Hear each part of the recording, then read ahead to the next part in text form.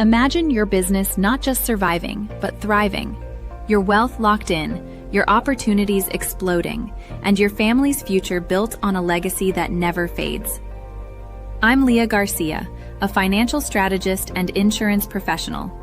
I help entrepreneurs and high-growth enterprises protect, distribute, and transfer their wealth through my proven system, the Wall of Wealth. I unite your experts into one cohesive strategy because the most expensive line on your balance sheet isn't debt or taxes, it's conflicting advice. Ready to align every dollar with your mission and turn today's success into tomorrow's divine promise. Wealth today, dynasty tomorrow. Yay, yay, yay. Happy New Year. Happy 2026, wherever you are in the neighborhood. We are live here on Facebook. We're live on YouTube. We're live on LinkedIn, of course. And we're just going to have some fun today with me and my amazing co-host, Ms. Sharon Byrne. We're going to talk about stop, start, continue. I did this last year. I've been doing this every year for a few years now. And I thought, let me just kind of share this with people. Maybe it's something that somebody could benefit from. So every year I think about, what do I need to stop, right? What is not serving me? What are the things that I need to start? We all know the things that we should be doing that we don't do. Okay, maybe it's just me. And what are the things that are working that we want to continue? So stop, start, to continue. And when we do that, then we bring more clarity. And my word for 2026 is clarity. I want to be more clear. I want to attract people who are very, very clear about what they want.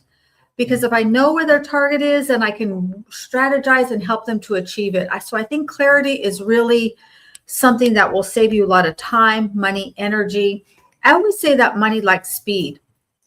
And the reason I say that is because when you're clear about what you want, when you're clear about your values, when you're clear about what's important to you, then it's very easy to make decisions when it comes to your money. Yes, this is important to me. It's in alignment, or no, it's not. And when we're unclear, that's when we get lost in the sauce like a meatball. That's when it's difficult to make decisions. And by the way, no decision is a decision. It is. I know it's tough, but that's okay. So before we get this party started, we want to hear from you. And I want Miss Sharon to take a moment and introduce herself. She's such a good sport. I invited her at the last minute, and I appreciate her joining in with me, because you know what? Collaboration is the new currency. I could do this by myself, but you know what? It's so much more fun to do things together. So take it away, Miss Sharon. Well, thank you, Leah, and thank you for inviting me. As I told you earlier, and I've probably told you before in many of our conversations, this is something that I definitely do as a reset for myself at the end of every year and beginning of every new year. And honestly, I do this throughout the year too. I do check-ins with myself. So who am I? For those of you who know me, you've heard me say this before, but for those of you who don't know me, I am Sharon Byrne. I am a accessibility and financial impact and systems and impact strategist, because I believe that the biggest rock on our foundation of our house is our financial well-being, because our financial well-being gives us access to opportunities, gives us access to things we need, and also things we want, because we should have both. It shouldn't be a one or the other. It can be an and, A-N-D. I don't like but. I don't like words that are restrictive or feel deprivational, because it can be an and. And if there's a way to make it an and, A-N-D, we should. So that's what I'm about. And my word for this year is truth, because I have realized that speaking one's truth as is very liberating. And you don't have to be afraid of it. You can speak your truth without speaking like a victim, without speaking like you're looking for pity. But there's nothing wrong with acknowledging your truth and showing up unapologetically as yourself. And so these are the things that I aim to do, and I aim to change things at the systems level, because really, when we change things at the system level, we're impacting the individual and communities and society as a whole. So that's a little bit about me in a nutshell and where I'm heading in 2026. And I hope a lot of you will come along for the ride, because I know you will find it empowering and beneficial. So let's do this. All right, I love it. And we want to welcome Miss Linda Meter. Thank you for joining us. I've seen you a few times. I don't know if I had the pleasure to enjoy a coffee chat with you, but I'd love to have a coffee chat, right? No pitch, or 7-minute no pitch coffee chat. I love doing those.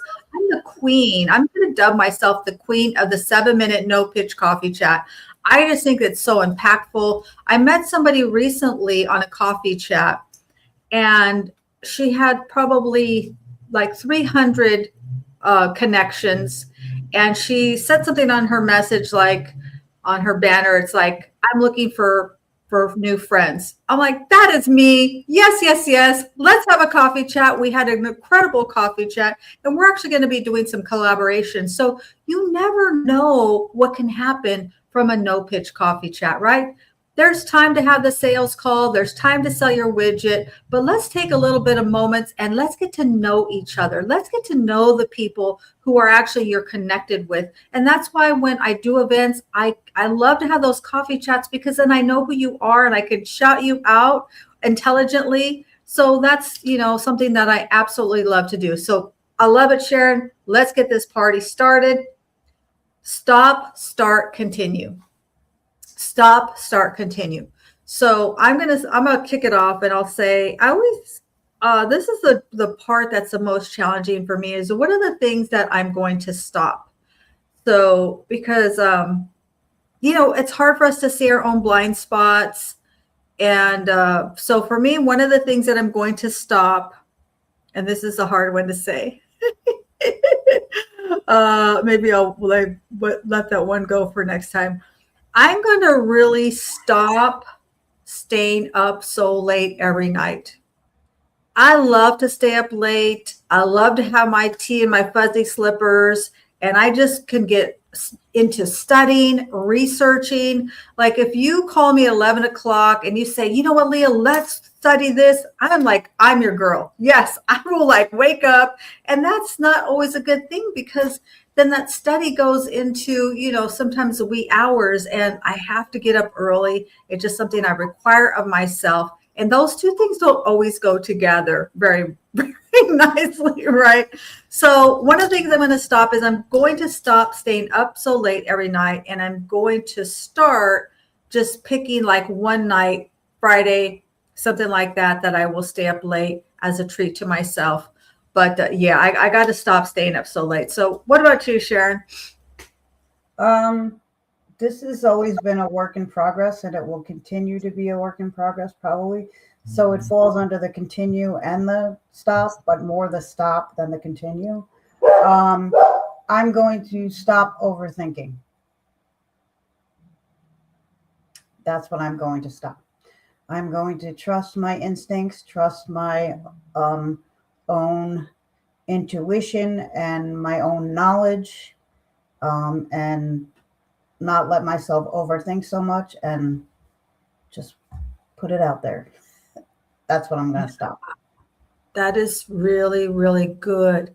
And I think that when we overthink, as I'm saying this, then it doesn't come across clear. It can come across confusing people, right? When we're overthinking. So it's okay to overthink in our head, or to process things in our head, or maybe on a piece of paper. Verbalizing that overthinking, then it can get really muttered. And that's something I've had to work on too, is just being really clear and succinct in my languaging. That, and here's the part too, this will help you, Sharon, is that my mentor told me this a few years ago, and it really did help me. He said, if you don't have the courage to turn anyone off, then you'll never have the ability to turn anyone on. And sometimes we can get, especially us as women, we can really want to love everyone, and we absolutely do. But then we have to be willing to have the courage to be clear in our thinking and what our core values are. So I don't know. Does that help at all? Yeah, I think it does, but I also think for me, overthinking happens with, when I'm writing or when I'm putting out a post, or, it's not just about when I'm trying to, articulate things. I mean, part of my, articulation issues or being verbose at times is just the way I process information. And so, but for me, overthinking can actually make a task take me way too long, because Oh, you can't. I'm a recovering perfectionist, and I say it that way on purpose because but I can be working towards making something so perfect that it'll never hit the airwaves.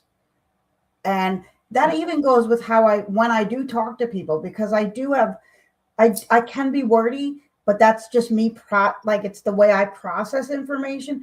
And so, but if I start overthinking, I don't want to be too wordy, I don't want to interrupt, it actually can work in reverse, because then I become so self-conscious of it that I actually do more of what I don't want to do, which is why I said for me, overthinking goes both ways. So I'm going to really work to, be more kind and gentle with myself, just on both sides of the overthinking coin, if that makes sense. Because I want to be able to put things out there, do things, and be able to move on to the next thing. And even if there is a mistake in how I deliver a message, or there's a spelling error or whatever, I want to be able to, like, just, okay, so somebody saw that human side of me. It's not the worst thing in the world, and move on.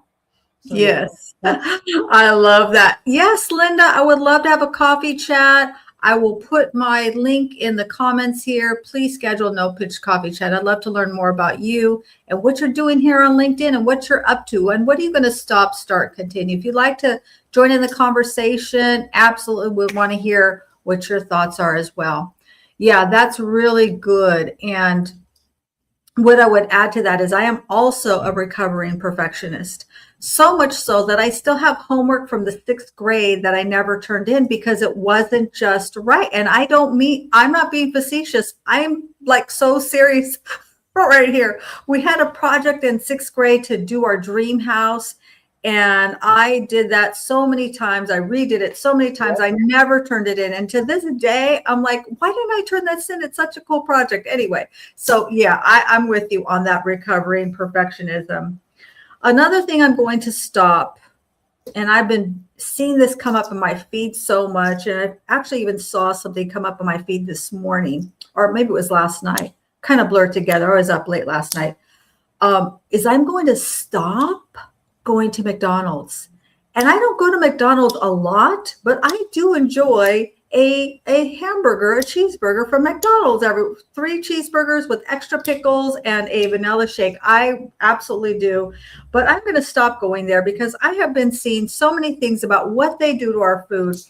And either it was late last night or early this morning, I don't remember which, but I listened to this guy who was saying that McDonald's actually has a fragrance that they pump out so that we will be more attracted to them. And you know what? I'm succumb to that because I do. I go by it. It's like right here, right down the street. I don't go to it often. I really don't. I probably go to McDonald's maybe once a month. But you know what, MC, you're not going to see me anymore. I'm not going to you. I don't care what's happening. I don't care about the fragrance. I love those little cheeseburgers with the extra pickles and that vanilla milkshake, but I'm going to find it somewhere else. Now, I'm not saying I'm not going to attend or use any fast food, but I'm definitely not going to McDonald's. So that's something I'm going to stop. That's another thing I'm going to stop. well, just one thing you might want to start in relation to that stop is, so I follow this family on YouTube, and they go by Crazy Pieces, and they have a very large family.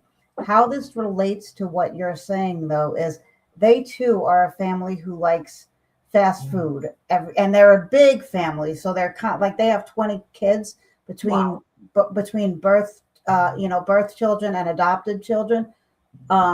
So when I say big family, they're big family, and they all have different tastes and everything, and they all have different fast foods that they love, and they do go to them. However, their family has started challenging themselves to make a homemade version of their favorite fast food item. And doesn't mean that they'll never go to the fast food place, but they have. And they've done blind taste tests where the family has actually said that the homemade version is better. So I just wanted to offer this as something you might want to start. Take what you like about the McDonald's burger, and maybe it's that McDonald's fries their burgers on a flat top instead of plain flame broils them like some other places. But so pan fry your burger and put some cheese on it, make it a triple decker if you want, and get yourself some extra pickles and make your own version. That's a great idea. I don't cook much, but that's a really good idea, because some places have the recipes that you can find online. Mm-hmm. Like there's this great salad that I love from this one place, and it's got walnuts and stuff in it, and you can actually find the recipe online. So I love that. That's a great idea. How about you? Do you have anything else you're going to stop this year? I'm trying to think of how to word this. I am going to stop.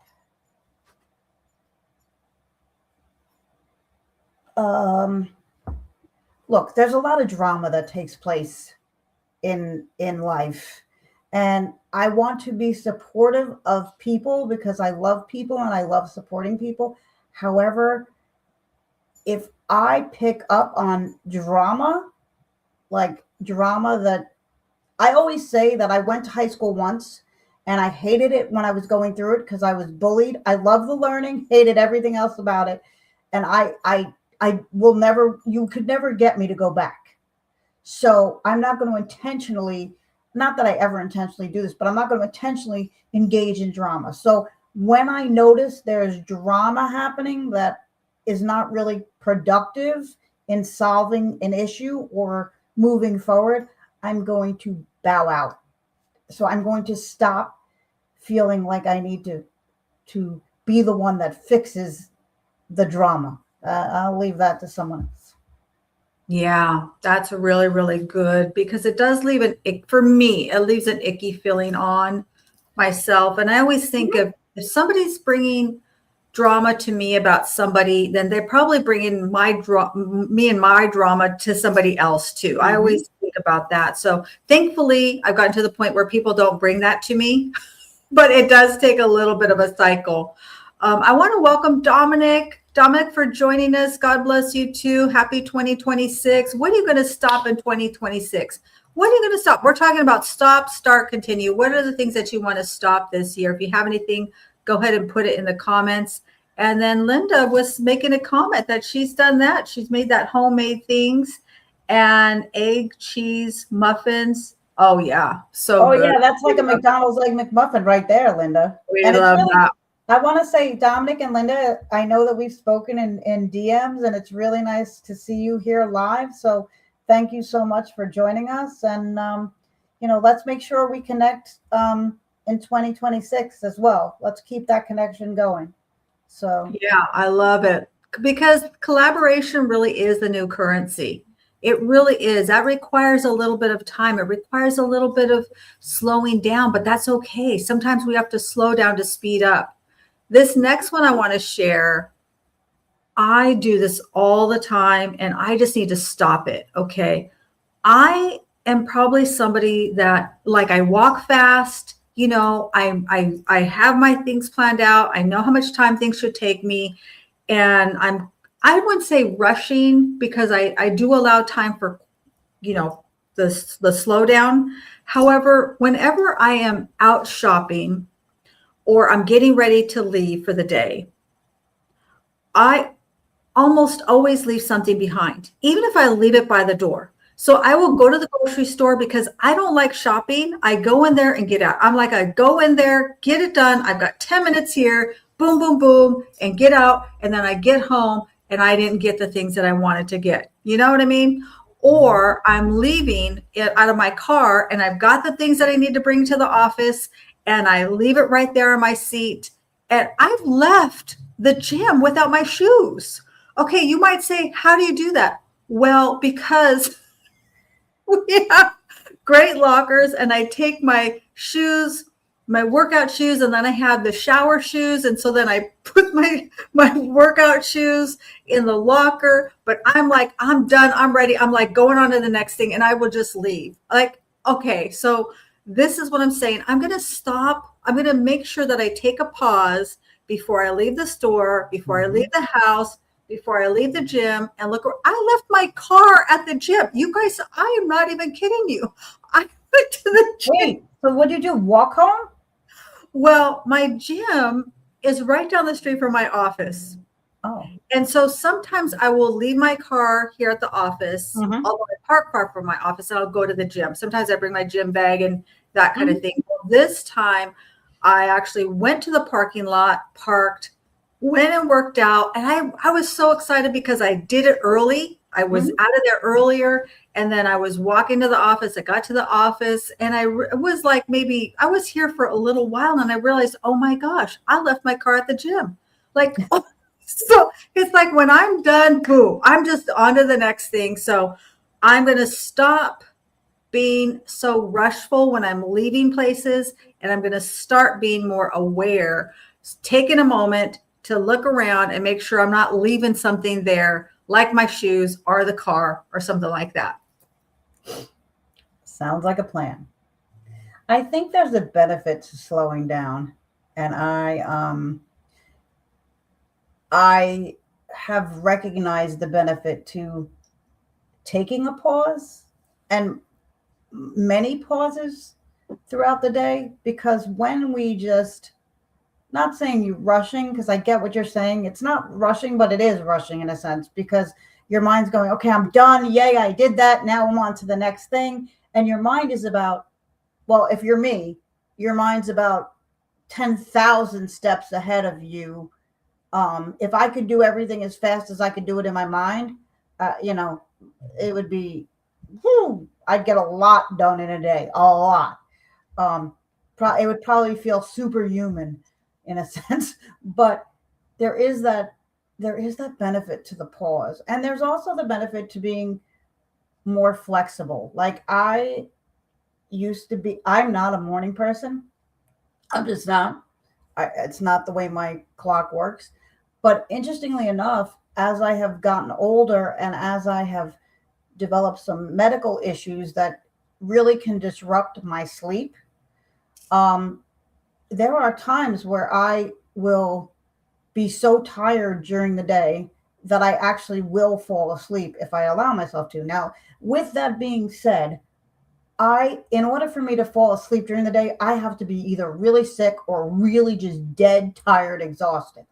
But I have learned to, if that happens and I'm more awake later at night, then I will allow myself to do things like study or whatever. I don't say to my body, okay, we're going to bed by 9 or we're going to bed by 10.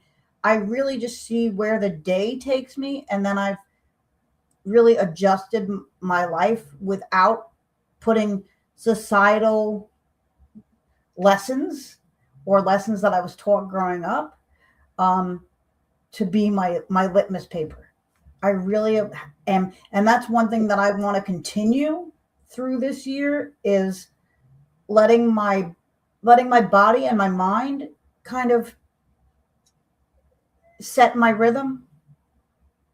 Like last night, I was up, and it was, Leah, you could have called me. You could have, but in all honesty, what did I do? I do what I normally do when I'm up and can't. There was an article in my brain, And I said, well, I'm not going to be able to sleep if this article doesn't get out of my brain. So I, at the very least, was going to start with an outline and just get the ideas down so I could at least be free and let my mind breathe. But no, I wound up writing the whole article. I don't remember if I posted it last night or if I posted it this morning, but I wrote it. So that's, that's something that I want to continue, is letting life and my body both kind of work together to be the ones that lay out my rhythm. It doesn't have to be, well, it's 6:00 in the evening, so I have to eat dinner, or it's 8:00 in the morning, so it's time for breakfast, or it doesn't have to be like that. You can make your own rhythm around your own life. So. Yeah, it's finding your own cadence. And I definitely have a faster cadence. I realize that when I'm walking down the street, I'm the one who's walking around everyone. Okay. All these young kids are like, they're tripping up. I don't know. But anyway, so yeah, I just have a faster My mom's cadence. like that. But then there's some things that, you got to slow down with. I want to read this comment by Miss Linda because she's getting me. You're picking up what I'm putting down. Okay. When I left my car at the gym, I was so embarrassed. I was just so embarrassed. I was like, oh my, how in the world did I do that? So it made me realize, and this was not too long ago, it was maybe a month or so ago. I realized, okay, I got to be more aware. I've got to be more aware of what I'm doing. So this is her comment here. My husband forgot our shopping, cart full of groceries and I can get that. I would be the one who would do that. I'm the person. Well, let me say, in the past, I've been the person that I take the things out of the grocery cart, but I don't look underneath the cart. Mm-hmm. I've left lots of treasures for people who shop behind me. Yep. So yeah, thankfully he hasn't forgotten your children, but yes, I totally get it. It's just, we're in our momentum. I'm feeling like good. I check off the box. Boom. Yep. What can I get done next? Where am I off to next? But we got to finish strong, right? We got to make sure to clean that up. And so that's what I'm going to work on. So let's talk about the things we're going to start. One thing I'm going to start, and I learned this from Eric Dobie. Eric Dobie does something he calls the 5-12s. And I've had it down on my computer and I haven't started it, but he says that he does something for 12 minutes. He does 5 different things for 12 minutes. So he reads for 12 minutes. He does his kettlebell for 12 minutes. And I don't remember what the other, he does a language. I think it's Spanish for 12 minutes. And I don't remember what the other 2 are. And I don't know that I'm going to do 5-12s, but I'm going to start doing 1-12. I'm going to start for 12 minutes. I am going to literally read. Now, I do study books a lot. I listen to audiobooks a lot. And I do read, but I want to read for 12 minutes intentionally, right? So that a lot of times I'm studying, I'm reading something, I'm going to something else. I'm doing a lot of that. But I want to read for 12 minutes so that I can start saying that I've read certain books, because I read a lot of excerpts of things, but I want to read through entire books. So that's something I'm going to start. How about you, Sharon? I am going to start carving out intentional time in my day to do just that, where I listen to an audiobook or a podcast or whatever, because I love to read. I love to learn. And I always say I'm going to do it. And it's probably the last thing that gets done a lot of the time, because I don't know, sometimes I don't see it as, moving me forward towards, where I want to be as much as some other tasks.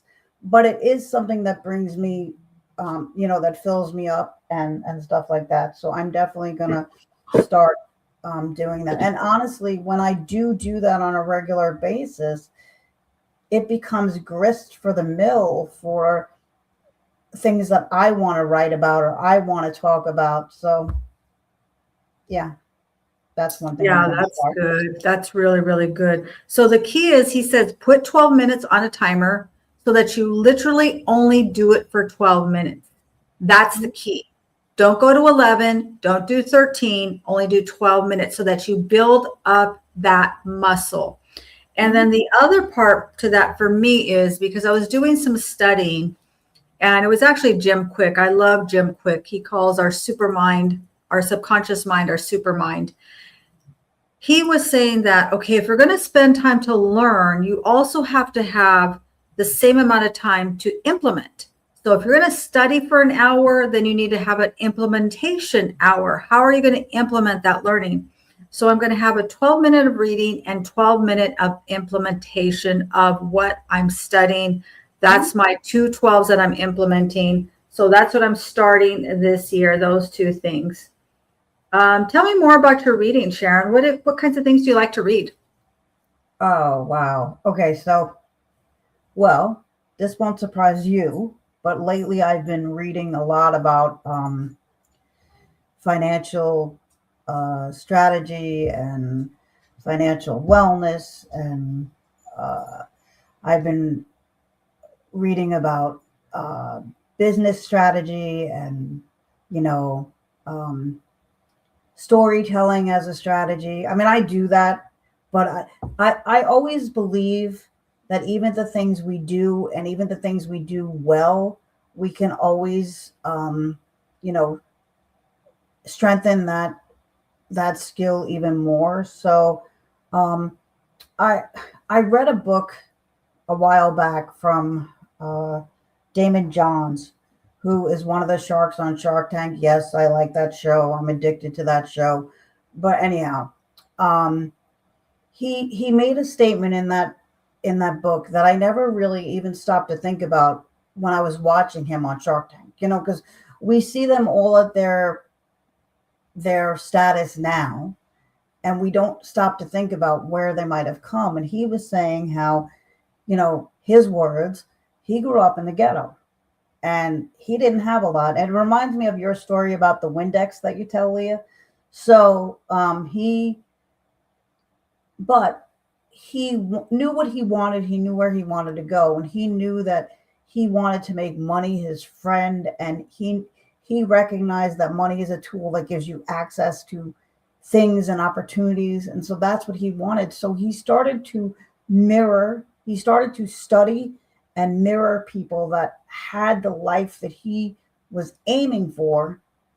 And he started to pick up on their habits. He didn't pick up on, he just said, what do I need to do to be, what do these people do that I can do that can bring me to their place?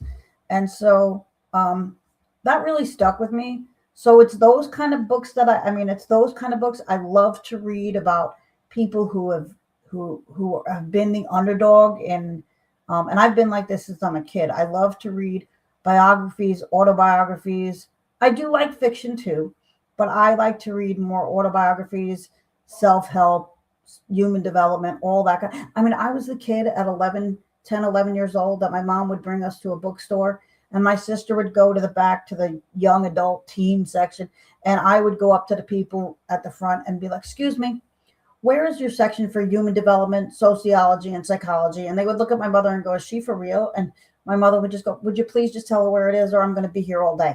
So, you know, and that has stuck with me. So lately it's just been a lot of, I have wanted to learn. I always want to learn more to better myself, but I always want to learn more to help my clients be able to get to that next step. So I've really, you know, since I started working with you and I'm on your team, I've learned a lot.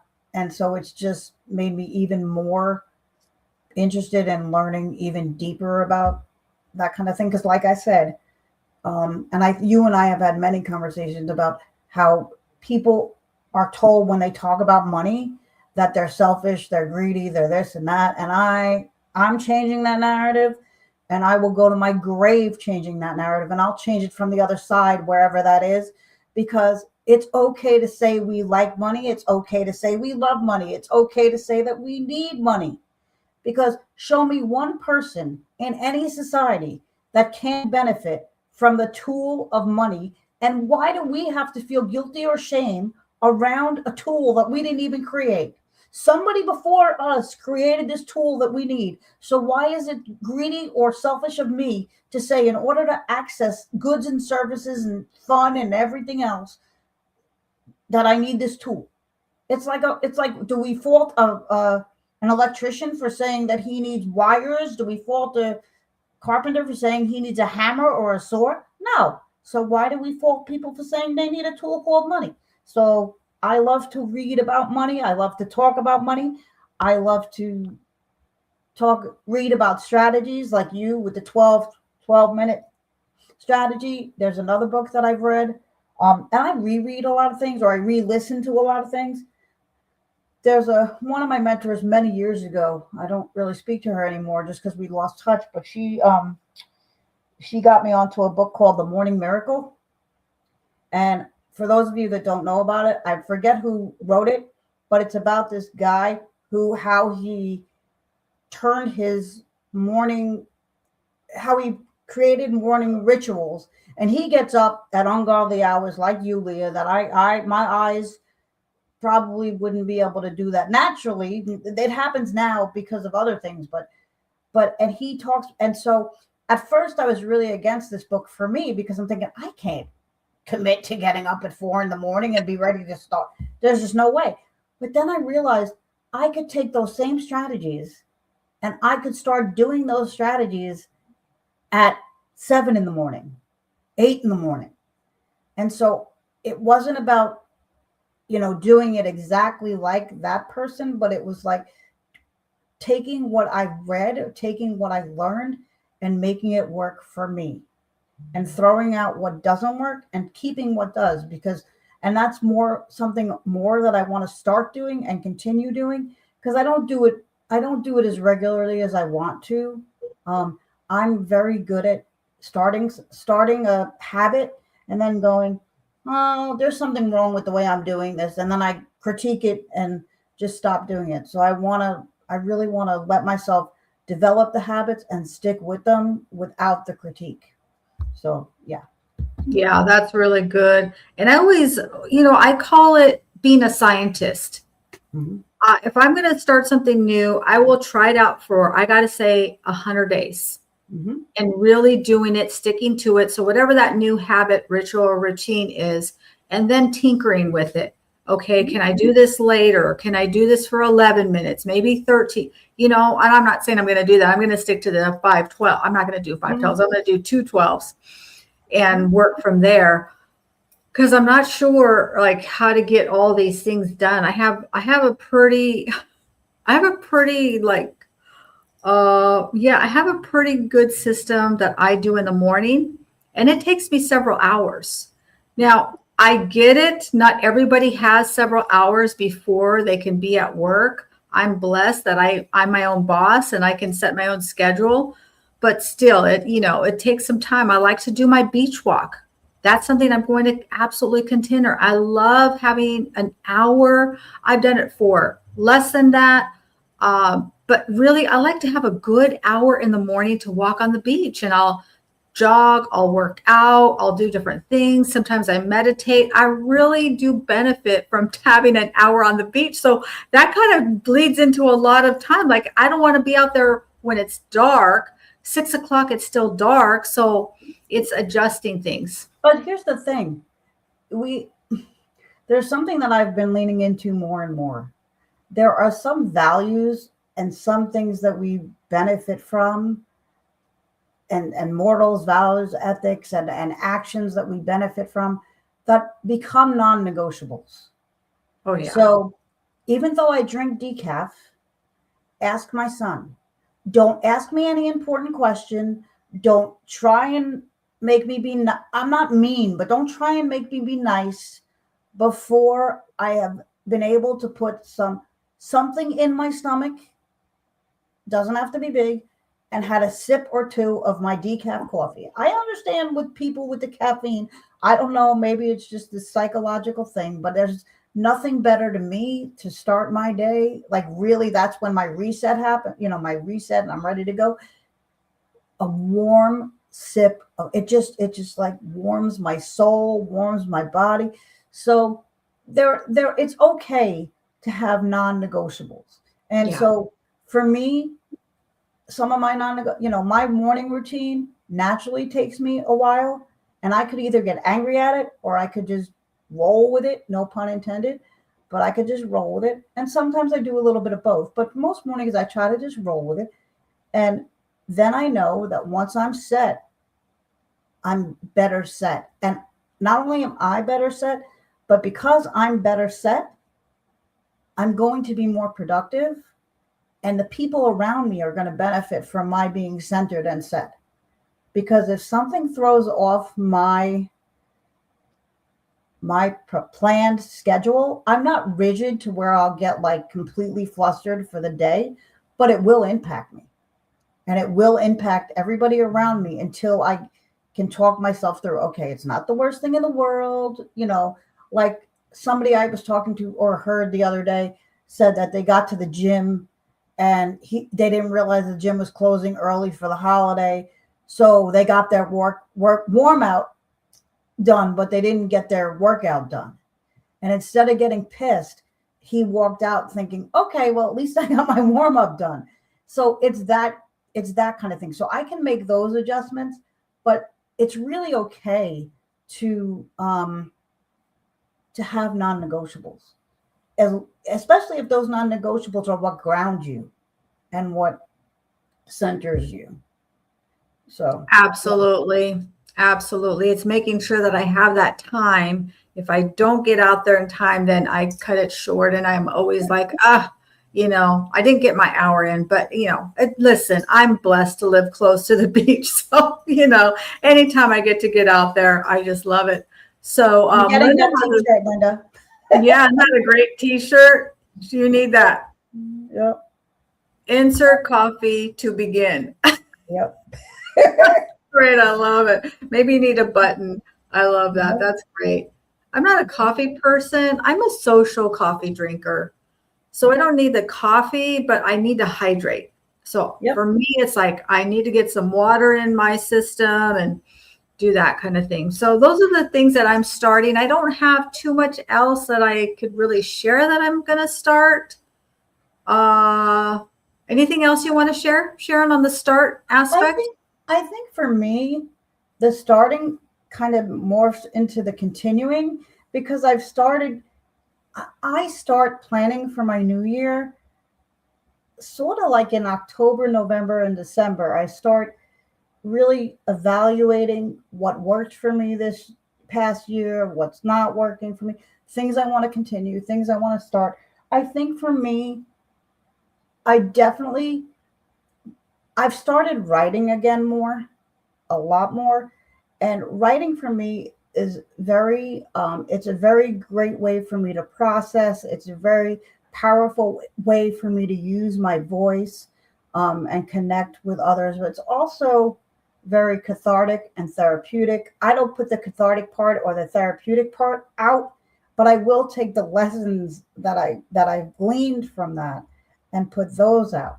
And so I'm definitely going to start or continue to write more, and it goes along with my word. I'm going to write more about the truth that I see. It'll be my truth, but it's not it's not all going to be my personal truth in a sense. It's going to be truth about things I'm observing, things that I think could make our world a better place, or things that I think we could omit from patterns that I'm seeing.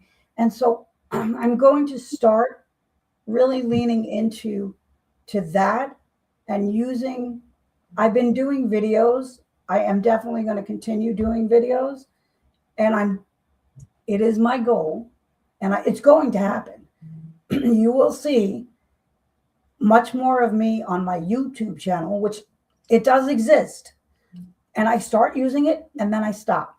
But now that I have a clear path, and I do, for about the last 6 to 8 months, I have a path that just so aligns with everything and pulls everything together for me in such a way that makes such sense. Now is when I feel like I could really do something with my YouTube. And so that's what I'm going to start. I'm also going to start taking my work life, my professional life, a little bit more off of social media. Don't panic. I'm not leaving LinkedIn. I'm not leaving Facebook. I'm not leaving Instagram. That's not what I mean, but it's not the only way to get connection. It's not the only way to get visibility. It's not the only way to build a business. And so I'm really leaning into,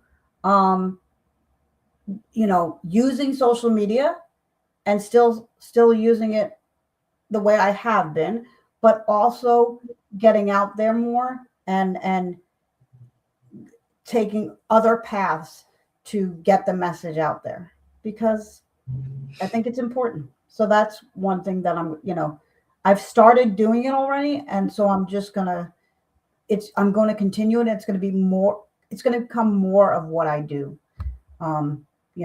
So. Yeah, that's great. Absolutely. Social media should be an addition to what you're doing. I don't believe in just building your business solely remotely online. I do some things that are in person too. One thing also that I'm going to start that I remembered that I just wrote down here, and I told you I was going to do this. I'm going to start getting active on Substack. So I've got a strategy in place and we're going to start seeing us on more. I do Wealthy Wednesday, definitely going to continue that, but I'm going to start sharing on several other platforms.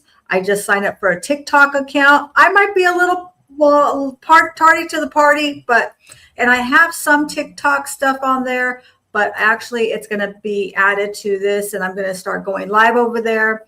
And Substack, and I'm not sure. I'm probably going to add the Instagram. Oh, I don't know if I can go live yet on Instagram. I need a few more followers. So those are some other things that I'm going to start. And when it comes to continuing for me is really where I have the longest list. Okay, I've got a few things I'm going to stop, a few things I'm going to start. Continuing, I like what is working. I have things that are working. I definitely love doing Wealthy Wednesday. And I'm going to make some upgrades to it. You have to be willing to evolve. And how you started may not be how you finish. So I'm going to do some different things that I'm going to be adding on to there. And I'm also going to change the format just a little bit. But I love doing those Wealthy Wednesdays. I was actually showing those to my precious grandson. It was so funny because he loves YouTube. He has a fishing show, a YouTuber that he follows. His name is Bobby, and it's called Bass Pro Fishing. He loves fishing. He loves fish. He knows every name of every fish you've ever thought of and the different species. I mean, he just loves fish. So I was showing him some of my YouTube stuff, and he was like, some of them, like you and I have one on there, Sharon. We have 1,500. Oh, no, over 1,000. I think it's over 1,000. He's like, Cams, do you have one that's over 500? I'm like, yeah, I showed him a couple. Over 800? I'm like, yeah, or 700? Yeah, I showed him a couple. Do you have one that's over 800? I'm like, no, I don't. And then I remembered, wait a minute, you and I have one. Yep. I showed him that. So yeah, definitely going to continue with the social media. I'm definitely going to continue my studying with martial arts. One thing I'm going to start too, this is important. I need to circle back to the starting.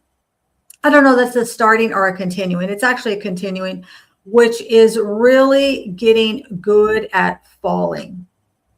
Now, this might sound a little strange, a little wonky, but you know what? As we get older, now I've been studying martial arts for many, many years. I think about 30 years, 35 years. I have to go back and look, a long, long time. And I'm good at falling, thankfully, because I do stumble quite a bit. I'm not really graceful in a lot of ways. And so I've been known, my mom actually took me to the doctor all the time. She thought there was something wrong with me. I'm just like a little clumsy like that. So I've seen people as they get older, falling is devastating to their health. I've watched people lose their mobility. I've watched one of my good friends, she fell recently, and she now actually has PTSD from the falling. So I'm good at falling, I'm decent at it, but I want to get really and become an expert in falling, because that's really going to help me preserve my health long term. I had one client, she fell down the stairs. Actually, I had two clients, and they broke both of them, broke both of their wrists from falling. So you might think that it's kind of a, I don't know, kind of a esoteric kind of thing, but really, I believe that every person should know how to fall. One day, if we're lucky enough, we're fortunate enough, blessed enough to live long enough into our golden years, we're going to have a fall that's going to change our life. So we got to know how to fall so that we can do it with grace and we protect our good health. So that's what I wanted to share. What do you have to say about that, Ms. Sharon? Well, I agree with you, because as somebody with a disability, they teach you how to fall at a very young age. And you don't catch on. So your falling is very messy. But I also took martial arts for a little while until, because I really wanted to be able to defend myself if I needed to.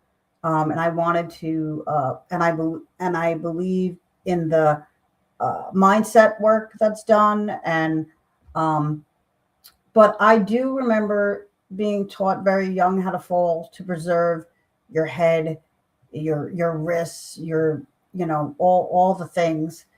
And so I think it's not esoteric to me, because what you're saying is very true. I know a lot of elderly people, family and friends, who have had their life significantly changed by a fall.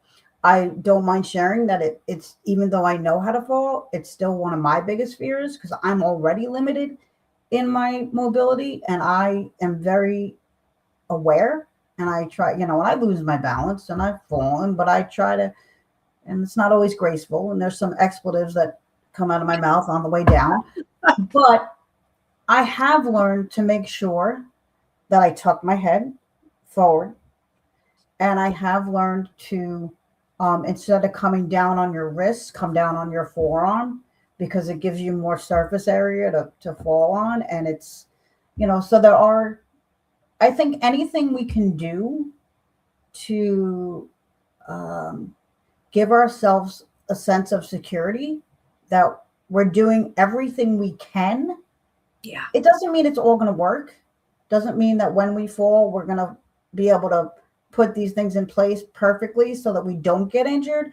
But if we know that we're making the effort, then how can we fault ourselves? So I think that that's important. And I think that's, that goes for anything that we have in life, but I can totally relate to, mobility and falling. And I don't think people really think too much about what a fall can do, how it can impact your life, until they've witnessed somebody else they know having that experience, or until, God forbid, they've gone through it themselves as well. So I just think it's all about us being as proactive as we can in all areas, including, falling. I also think I wrote something when I was younger. I had a lot of one-liners, and this is one, I don't remember it exactly, but I wrote something. I was really agitated because I had just watched somebody treat somebody who was an elderly woman so nasty, and it just really, honestly, it just pissed me off. And so I've always been a writer, and so I went home and I had notebooks full of stuff, and I grabbed my notebook and I wrote, something to the effect of, treat the elderly with kindness, dignity, love, and respect, because they represent what you will someday be. Because if we're fortunate enough, because not everybody is fortunate to live to their older years. There are plenty of children, unfortunately, who don't get to live past, their youth. And it's a gift when you are. But so we have to remember that every stage of life that we get to, the people that are ahead of us, they represent what we're all hoping to someday be. And I've said this many times as a person with a disability. In some way, you're all going to get to experience some level of disability. You're going to have an ability that you once had at 80%, at 100%. It's going to decline. I'm not saying you're going to wind up like me or whatever, but I am saying we don't keep the level of functioning that we have when we're younger, because that's just not the way it works.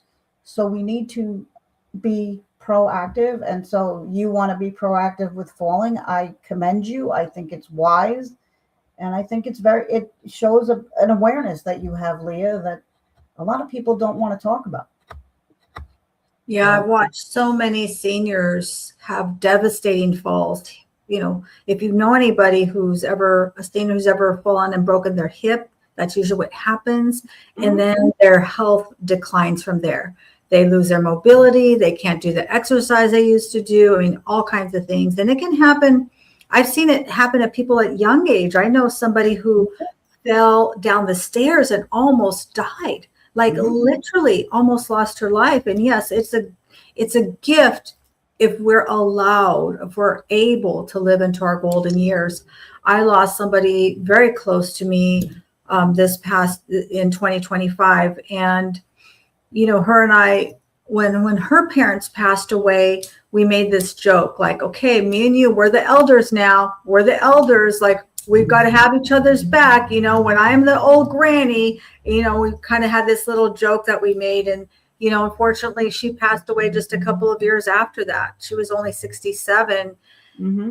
And I was like, we were supposed to grow old together, but we just never know. We never know what number we are in line. So we got to make the best of what we have. Well, this was so awesome. Thank you, Sharon. Thank you for joining me. This was really fun. I enjoyed it. What are your closing thoughts on stop, start, continue, and bringing more clarity to 2026? What do you have for us? So I think for the start, stop, continue, and the clarity, it's going to sound maybe obvious and maybe not so obvious, and maybe what a lot of people would say, what people would say, a lot of gurus would say. But here's what I genuinely believe. Trust yourself, trust your instincts, and go into this year and every year forward from now that you are blessed to be here, and make yourself a priority. Start making yourself a priority. If you are, continue making yourself a priority, because you making yourself a priority actually has a ripple effect that affects everyone else around you. Because nobody can pour from an empty cup, but if your cup is running over, then you have so much else that you can give to people that are important to you, to organizations that you feel very connected with. So start with making yourself a priority. And we all need external validation, but honestly, the most important validation we're ever going to get is the validation we're going to give ourselves. So if you're not giving yourself enough internal validation, then I encourage you to start to allow yourself to give yourself that validation. And if you need help with any of this, I know a few people that would be happy to have coffee chats with you and help you through this. And just let's make 2026 the best year yet for all of us. Yep. I love it. Love it. Love it. I say 2026 is our year to get in the mix. And what I mean by that is so many of us are showing up on social media. Maybe you're attending the events. Maybe you watch some of this event, but we stay in the shadows, right? It is our year to come out of the shadows. It is our year to shout ourselves out. It is our year to put ourselves in the spaces and places that we know that we need to be in. That's what we got to start in this year. We got to stop being so humble and in the shadows and start being more raw of yourself, right? Not everyone's going to rah-rah you. You got to be willing to rah-rah yourself. And that's not conceit. right? That's not conceit. That's showing up. So people know where to find you. They know who you are. They're looking for you and what you do. But, sometimes we're in the shadows and we're not giving people the opportunity to see who we are. We got to showcase who we are, what we do with clarity. And I promise you, your 2026 will absolutely be the best year of your life.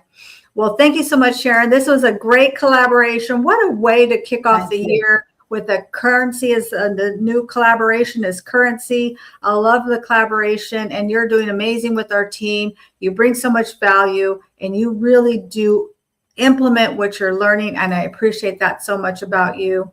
Well, we love you, Team Live. Thank you so much, Team Replay. Share this with somebody. I want to know if you're watching this now or you are seeing this on replay, what are your stop, start, continue? Share something in the comments.